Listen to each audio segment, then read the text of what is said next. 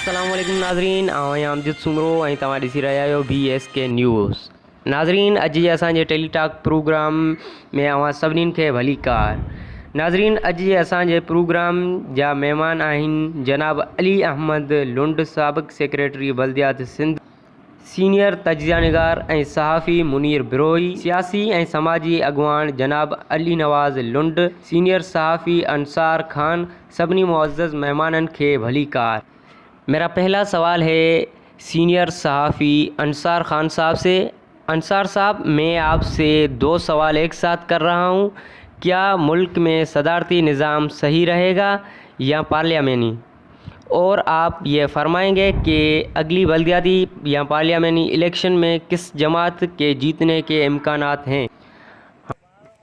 जी बिल्कुल, आपने जो दो सवाल किए हैं, मैं पहले सवाल का आपको जवाब देता जाऊं कि मुल्क में पार्लिमानी निज़ाम कामयाब है या सदारती निज़ाम। तो मेरे ख़्याल से तो मुल्क में जो है सदारती निज़ाम होना चाहिए, क्योंकि आपने गुज़िश्ता इलेक्शनों में देखा कि जो पार्टी सबसे ज़्यादा वोट लेके आती है लेकिन उसके बावजूद वो सीटें कम होने की वजह से इक़्तिदार में नहीं आ पाती, क्योंकि ये पार्लिमानी सिस्टम हमारा जो है वो कौमी असम्बली की सीटों पर मुनहसर करता है और जिसकी ज़्यादा सीटें होती हैं वही अपनी हुकूमत कायम करता है जोड़ तोड़ करके।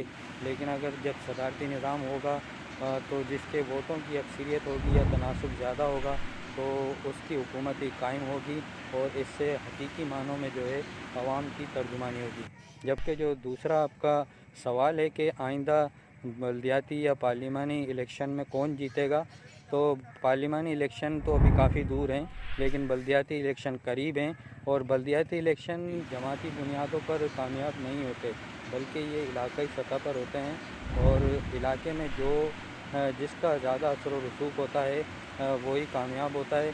सिंध की बात करते चलें तो सिंध में ज़्यादातर इम्कानात पीपल्स पार्टी की कामयाबी के ही हैं, क्योंकि पीपल्स पार्टी की सिंध में बड़ी ज़बरदस्त तंजीम साजी है जो किसी भी पार्टी की सिंध में नहीं है। इसलिए यही इम्कानात हैं कि पीपल्स पार्टी दोबारा से बल्दियाती इंतखाबात में कामयाबी हासिल करेगी। हाणे साॻियां सवाल जनाब अली अहमद लुंड साहब खे अर्ज़ रखंदुसि त हू इन बाबति छा था फरमाइनि। दोस्तनि जो ख़्यालु आहे, बल्कि वॾनि सरकारी हुकूमतुनि जो ख़्यालु आहे त पाकिस्तान जे मसइलनि जो हल सदारती निज़ाम में आहे, पर आऊं सम्झां थो त सदारती निज़ाम मशरक़ी पाकिस्तान असां खां अलॻि कयो ऐं हाणे जे सदारती निज़ाम आयो त उहो नंढनि जेको आहे यूनिट्स जी जेका सियासत आहे पाकिस्तान लेवल जी जेकॾहिं ॻाल्हि करियूं त आउं सम्झां थो त मुस्तक़बिल जी जेका सियासत आहे या मुस्तक़बिल जा जेके मुतवक़े नतीजा आहिनि उन्हनि में का बि पार्टी अक्सरियत हासिल करे कोन सघंदी ऐं का क़ौमी टाइप हुकूमत या ॿ टे पार्टियूं गॾिजी हुकूमत ठाहींदियूं ऐं उन में पीपल्स पार्टी जो हिकिड़ो रोल त नज़र अचे थो, PTI जो बि हिकिड़ो रोल नज़र अचे थो, नून लीग जो बि हिकिड़ो रोल नज़र अचे थो, पर मुस्तक़िल तौर ते उन्हनि खे जेके पावर्स आहिनि या फुल पावर्स आहिनि से कोन मिलंदियूं। पहिरियों सवाल हो तो पार्लियामेंटी निज़ाम बेहतर है या सदारती निज़ाम। ॾिसो, असां वटि हिकिड़ो तजुर्बो रहियो आहे, माज़ी जो तजुर्बो इहो ॿुधाए थो त पाकिस्तान में सदारती निज़ाम पार्लियामेंटी निज़ाम वधीक हलियो आहे, पर हाणे जेके असांजे जमहूरियत पसंद माण्हू आहिनि उहे चवनि था त पार्लियामेंट खे टाइम ई पूरो करणु न ॾिनो वियो उन जा सबबु। हाणे जीअं पाण ॾिसूं ज़ुल्फ़िकार अली भुट्टो जी हुकूमत रही या उन खां पोइ जेको उन आइन ॾिनो मुल्क खे हिकिड़ो सुठो सिमत में अॻियां वधाई सुपर पावर में, उन सां कहिड़ो असरु रहियो उहो जेको आहे सो उनखे फांसी ते चाढ़ियो वियो। उन खां पोइ ॾिसो ज़ुल्फ़िकार अली भुट्टे खां पोइ मोहतरमा बेनज़ीर भुट्टो जी, मोहम्मद खान जुनैद जी, नवाज़ शरीफ़ जी हुकूमतूं रहियूं ऐं असांजा जमहूरियत पसंद माण्हू जेके हुआ उहे उन्हनि खे सिर्फ़ु उन्हनि जा पेर छिकींदा रहिया, जमहूरियत खे कमज़ोर कंदा रहिया, उन्हनि जमहूरियत खे मज़बूत करणु कोन ॾिनो, वधणु विझणु कोन ॾिनो।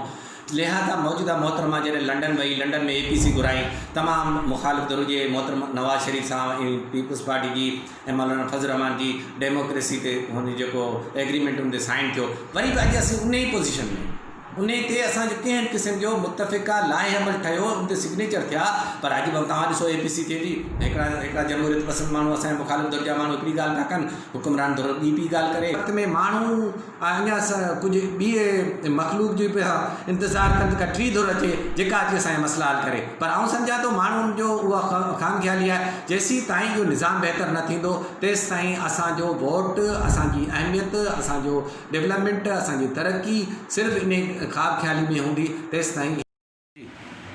जनाब मुनीर ब्रोई साहब, अवां जे ख़्याल में PP ऐं PTI अवामी जमायतूं आहिनि या शख़्सियत जे पोयां आहिनि, ऐं ईंदड़ इलेक्शन में कहिड़ी जमायतनि जे खटण जा इम्कान आहिनि? सुवाल है, पर हींअर बलदियाती इलेक्शननि जो असुलु मक़सदु हूंदो आहे किरदारु।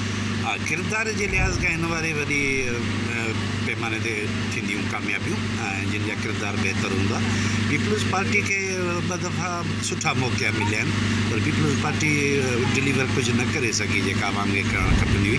पीपल्स पार्टी मां कुझु शख़्सियतूं आहिनि, जीअं मोहतरम लुंड साहब आहे, ॻूणो बलदियाती जो सेक्रेटरी, जंहिंखे पब्लिक अंदरि सुठो माण्हू लाइक बि कनि था ऐं ख़्वाहिश बि आहे वॾे तइदाद में ज़िले वासियुनि जी त लुंड साहब खे हिकु दफ़ा मौक़ो मिले। अगरि पीपल्स पार्टी अहिड़नि किरदारनि खे अॻियां आंदो, टिकट ॾिनी, त पीपल्स पार्टी हिकु दफ़ा ॿीहर बलदियात में कामयाबी माणींदी। त ॿी सूरत में पीपल्स पार्टी लॾू खयूं आहिनि। ही PTI जो त को तस्वर ई कोन्हे, हिते का ऑर्गेनाइज़ेशन ई कान्हे, वन मैन शो आहे।